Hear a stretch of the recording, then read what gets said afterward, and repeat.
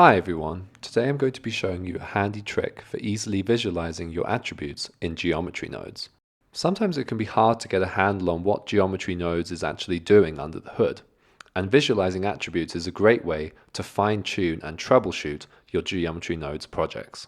In our geometry node tree, press Shift-A to open the search menu, then type in Viewer and add the node to your scene. Connect the attribute that you'd like to visualize, in my case the Z component of my Voronoi texture, and connect it to the value input.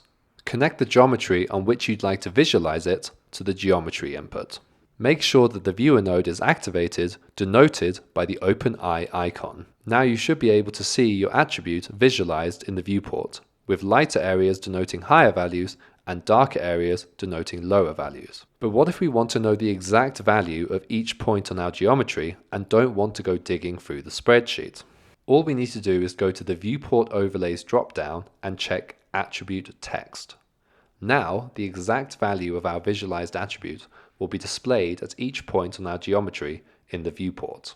Just make sure that in the Node menu for the Viewer node under Properties, that the data type matches the type of the attribute you are visualizing. Otherwise, the attribute may not be displayed properly. Thanks for watching and happy rendering.